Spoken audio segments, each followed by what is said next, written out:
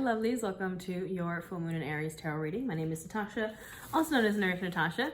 The full moon in Aries is October 9th. That is this Sunday, I believe. And we're just gonna pull some cards and see what's going on. This is a very, it's in Aries, so it's a very fiery full moon. What I have written down, I wrote down fiery surrender and trial by fire. Rather, this case though, it's healing by fire.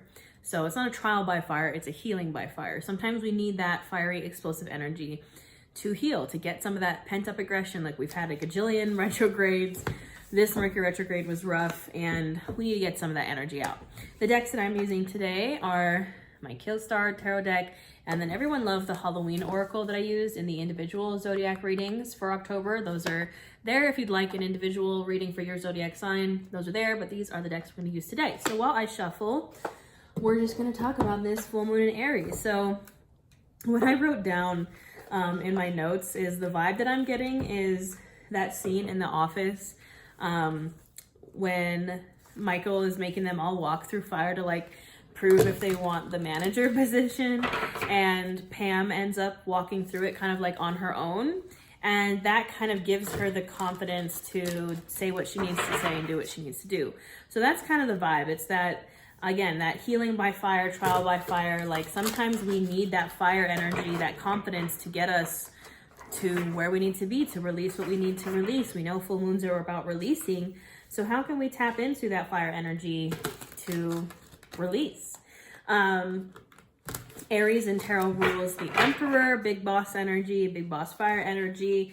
Aries in the body rules the head and the face. So if you want to tap into that, I do have a yoga class for this Aries full moon here on my channel as well. And Aries also rules the solar plexus chakra, which is our chakra of personal power and confidence. So, it's that heavy Aries vibes. And I was talking to my group coaching program the other night, and I have a lot of Aries in that group this round. And a lot of them were talking about how they don't really feel connected to their Aries in their chart. And I think it's because a lot of the times Aries gets a bit of a bad rep. People, I think, see Aries as that very like angry, like volatile energy. And that's not always the case with Aries. Aries is passionate and compassionate and confident. It's not just that like really angry fire energy. So I think that's why, we kind of get, Aries gets a bit of a bad rep for being kind of like the angry sign, but that's not the case. I love you, Aries. If you're an Aries watching this, don't worry. Don't listen to what the naysayers have to say. I think the Aries, but again, I'm a fire moon and a fire rising, so I like that fiery energy. But that is the vibe of this Aries full moon. This is also, we need to have that fiery, like explosive release, because after this full moon, we go into eclipse season. And again, we still have a bunch of retrogrades happening. And so we need to release what we need to release before eclipse season starts. The next new moon and the next full moon are both eclipses. I'm so excited because I'll be spending the full blood moon eclipse in Salem at my retreat. You can see some of my retreat bags from our previous retreat in the background. I host witchcraft and wellness retreats. If you're interested in going to Salem with me, this Salem retreat is sold out, but if you want to go to Salem with me next year for Ostara, or the spring equinox and the new moon in Pisces, I have tickets on sale for that now. So maybe I'll see you there. But okay, I think we've shuffled enough. So take a nice deep breath for me, friend. Send me your intention. What are you hoping to get out of this reading? What questions are you wanting to have answered? This deck is so big for my tiny little hands, so I'm doing my best to shuffle it a little bit more. But what do we need to hear for this full moon in Aries? What is going on for the collective?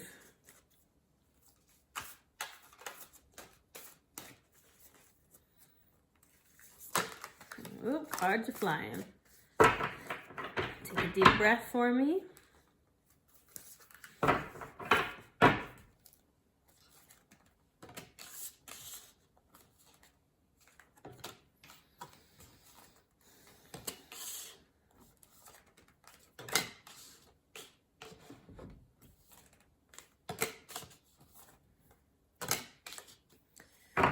All right, my friends. I mean, this is a very, very positive reading. I was expecting to be dragged a little, but I feel good about this. I'm going to turn this camera around, show you what we got going on, and we're going to talk about it. Right, so we have here first my setup. This is my spirit board. I have some flowers in my coffin vase, and I do have this skull here, very Aries, and a carnelian for the Aries vibes. So we have the King of Pentagrams or Pentacles. This deck calls them pentagrams at the bottom of the deck.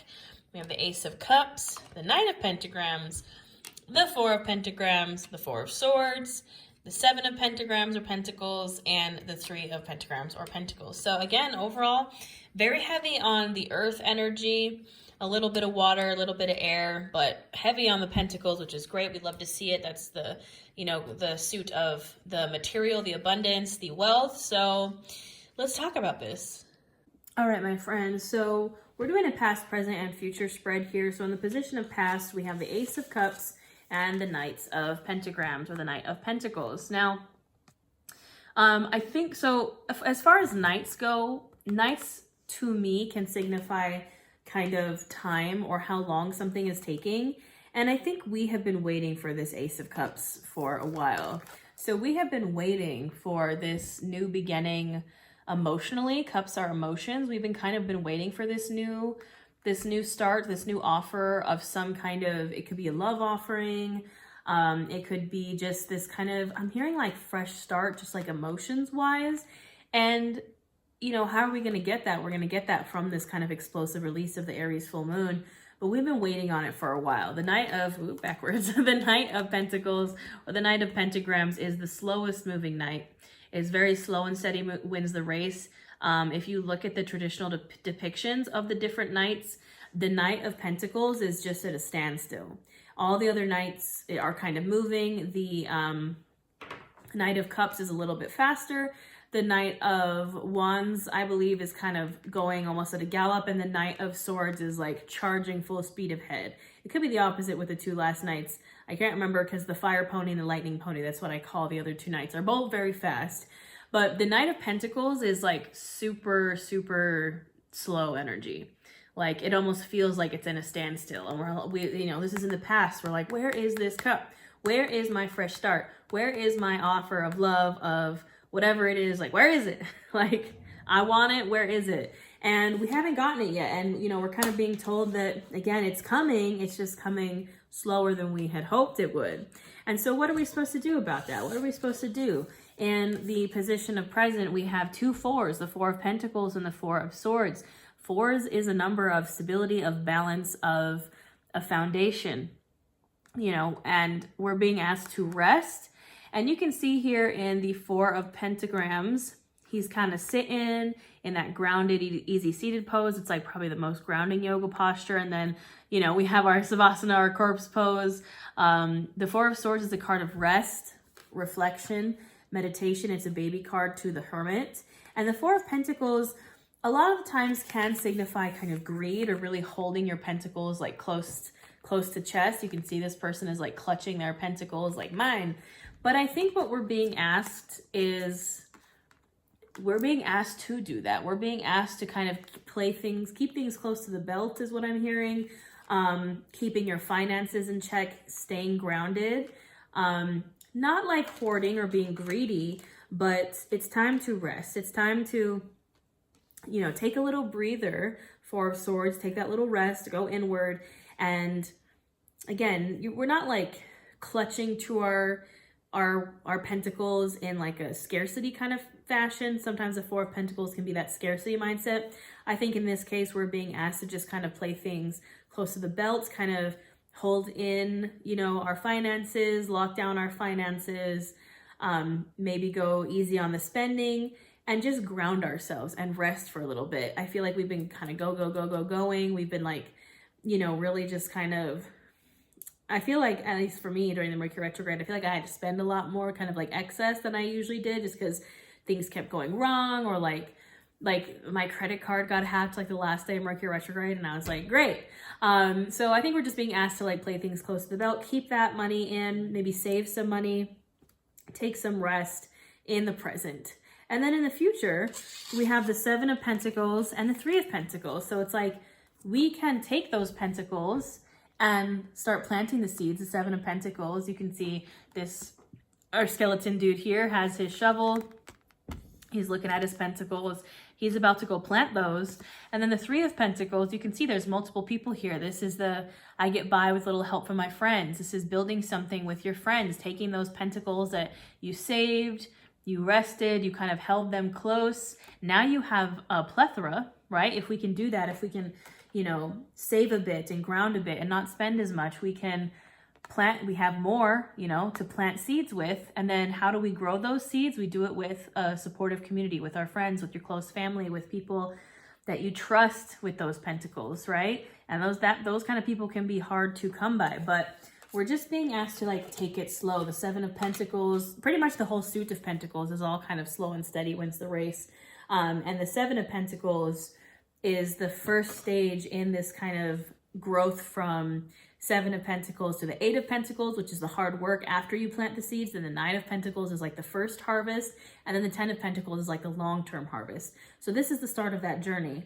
And, you know, that is what our Ace of Cups is. That is kind of what the Ace of Cups that we've been waiting on is, kind of that fulfillment, right? But we need to take it easy before we get to that fulfillment. And how are we going to do that, right? Is like, you can't really rest and tap into that Four of Swords and that Four of Pentacles, like resting, grounding energy until we've had some release. That's what this Aries Full Moon is all about, is that explosive release so we can calm down a little bit. And then at the bottom of the deck, we have the Knight of Pentacles. He's kind of crowning the whole reading. And this is the baby card to the Emperor. I feel like the Knight of Pentacles and the Knight of Wands are both kind of like Emperor vibes. And I mean, he is big boss. He is wealthy. He is abundant. He has his pentacles. You know, this is kind of what we're trying to get, like King and Queen of Pentacles vibes, Emperor vibes. We're trying to get to this point. And this is a reminder that it's possible. You can have, you know, you can have all the things. You can have that abundance, that wealth, that, you know, tangible, physical abundance and wealth. But we need to just play it safe right now. We need to play it safe. No, like, big changes. Slow and steady wins the race. Resting, meditating, reflecting, planting seeds, finding a supportive foundation. Again, fours are about foundation. Finding a supported group around you, that is a foundation. A community, a supportive community is a amazing foundation to start to build stuff off of. So I think it's a really positive reading.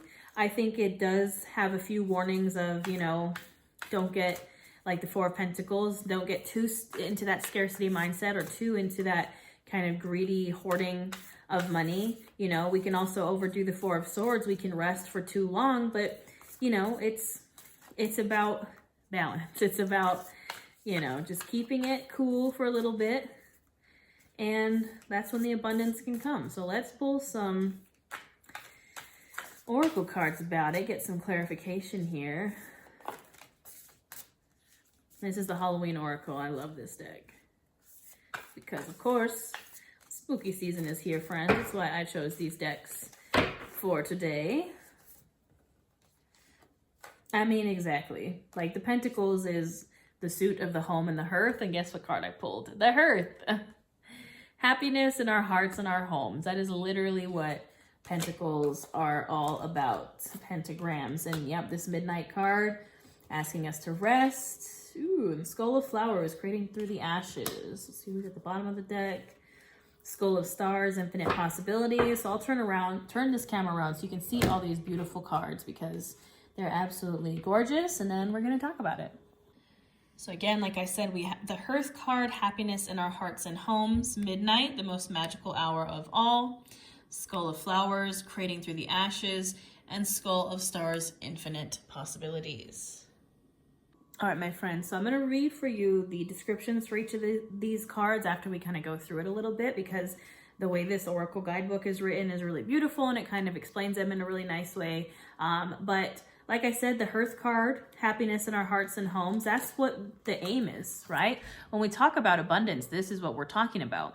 We're talking about having abundance in our homes, being able to have a comfortable, happy home. That long-term abundance of being stable, right? Again, a foundation, like retirement plans. You know what I'm saying? Like, we want this energy.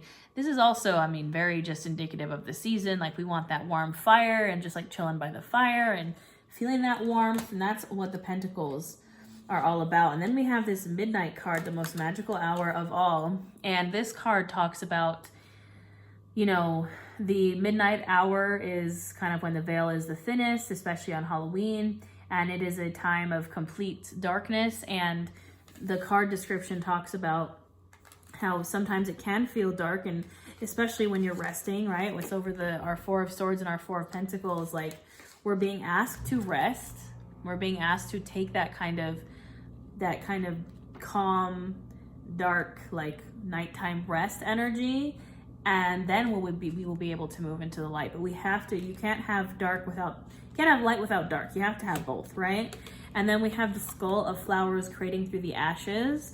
Again, it's over the Seven of Pentacles and the Three of Pentacles, like creation, planting those new seeds so we can have our flowers, you know, creating through something that maybe, you know, the reason why we're being asked to take it slow and the reason why we're being asked to kind of play it safe and rest and kind of hold on to our coins right now is because maybe we did have some loss. You know, we had some fire that created ashes. And now, once we can rest and we can do, you know, take our time, do it slowly, we'll be able to create from those ashes. And then the Skull of Stars, infinite possibilities, you know, broaden your idea of what's possible. And the card that's right behind that actually is Barmbrack. It seems to become some kind of bread. It says sweetness and synergy. Definitely the vibes of Halloween, but there are infinite possibilities to have that sweetness and to have that synergy in your life. We got to start thinking outside of the box. So I'm going to read these descriptions for you. So we have hearth. The ancient Romans believed that every home had a heart, and it was the hearth. Where the fire burns, the family gathered for sustenance, communication, and protection. This concept was so important to the culture that there was a huge city hearth, the Vestal Temple, where the fire of the home goddess Vesta burned forever without ever going out. The sacred flame was protected by the soldiers with their very lives should there be an invasion. The place where goddess Vesta was honored within every ordinary home was also the hearth, and it is where women prepared food and cooked. Some of the food was always offered back into the fire as an offering to Vesta for her blessing and protection. Often husbands were sent away on military duty for years on end, and their wives at home were not just expected to keep the home and often business running, but to wait for their husbands faithfully until their return. They prayed to Vesta to ensure their family members' safe return and to keep the fires of love stoked. The saying, "keep the home fires burning," was inspired by this practice. Should the hearth card appear in your divination, you are being asked to look to your idea of what home and family is for you. Take the time to build up your love fire and have it burning brightly. Make your relationships a priority, very Three of Pentacles. If there is a conflict within your home and family, it is time to take concrete steps to address the issue for good. If you or a member of your family is away from home due to travel or work, know that protection is being given. We love to see it. All right. Midnight. The middle of the night, midnight, is the hour in which it is believed that ghosts, witches, ghouls, and magic are most likely to be active. Transition times such as noon, the time between tides, or even dark moon are traditionally powerful times for magical transformation. In some Christian traditions, the witching hour is seen as 3 a.m. because it is opposite to the time that Jesus is said to have died at 3 p.m., but there is some consensus that midnight is the time of greatest magic, particularly around Halloween. As soon as the clock strikes midnight on Halloween, it is said that the spirits flow forward through the veil, and if benevolent, bring positive messages. If not so benevolent, they are mischievous and play tricks at best, or at worst cause havoc. Allow yourself to relax into the benevolent darkness of midnight. You may feel this is your darkest hour, but know that the light will return again. The dawn always follows the darkest night. Know too that it is important to recognize that we all have darkness within us, just as we have light, and this isn't something to hide from. Yeah, allow yourself to relax in the benevolent darkness of midnight. That's the Four of Pentacles and the Four of Swords. We need to rest before we can move forward. All right, Skull of Flowers. Before flowers are born, they are sweet buds on a plant that came from a smaller form like a seed or a bulb. The seed needs prepared, nourishing soil to grow to its potential. Some plants and trees only seed after a fire or period of extreme adversity, like drought or flood. Sometimes we wish for a life different from the one that we have, and that can mean radical change. Sometimes to have that new life, everything falls apart to make it so, and that can be uncomfortable. We may lose our relationships, or they may change. We might lose a job, have to move house, or become ill, all big events that lead to a reassessment of the how of our lives. The skull of flowers illustrates that there is a sureness and yet a rawness to creating again, starting afresh. Again, this is over the Seven of Pentacles, so again, those seeds. Sometimes the universe gives us a blank slate to work from so we can build what we really want rather than just settling for less. The skull of flowers celebrates not just a kind of phoenix energy, but an energy of success and full bloom through adversity. I love it. All right, skull of stars, infinite possibilities. This skull brings us back to the fact that we are all made up of the stuff of stars, yet many of us think so small. We are each born with a blank canvas to paint upon, and we are indeed an open sky of possibilities. It is easy to feel small in a world that is so busy, impersonal, and seemingly self-absorbed. We can at times feel lost and unclear about our direction and lose sight of our place in the cosmos. The skull of stars reminds us that we are only limited by our own imagination and boundaries. If we can dream it, it is possible. This card indicates that you need to think bigger and more broadly about your future and what you would like to achieve. Perhaps there are false beliefs, often old, that no longer serve you as you grow and change. Sometimes these beliefs may not even be yours. They may have been imparted to you by your parents or the wider community, yet feel rather incongruent to you. You need to endeavor with all your heart and soul to live the life you want and to honor your own wishes and truth. And that card is opposite the King of Pentacles, who again, he is the boss of his own life. You know, you need to have the idea that anything is possible, that you can do anything that you put your mind to. Let go of those old limiting beliefs. I mean, this is a really great reading, guys. I feel really inspired by this reading. I really love that Phoenix energy. And the Skull of Flowers is over the Seven of Pentacles and the Three of Pentacles, like planting those seeds, finding that new support system, growing through the ashes, you know, starting fresh with that blank slate. But we can only get that blank slate from, again, we have this Aries Full Moon, huge fiery release. Then we need to tap into that midnight energy, taking that time, that dark time, that relaxation time, Four of Swords, Four of Pentacles. And then that's when we can grow through the ashes. So that is the vibe of this Aries Full Moon, my friends. I hope this resonated. If it did, please let me know in the comments. Don't forget to subscribe. I do put out tarot readings and yoga classes for every new moon and full moon. I've been doing monthly tarot readings for each sign. So if you like the tarot readings, please let me know so I can continue to do them. If you want live readings, live yoga, live new moon, full moon workshops, join my membership here on YouTube. Maybe I'll see you at a retreat. Maybe I'll see you in the Aries Full Moon yoga class. But I hope you have a wonderful full moon, and I will see you next time.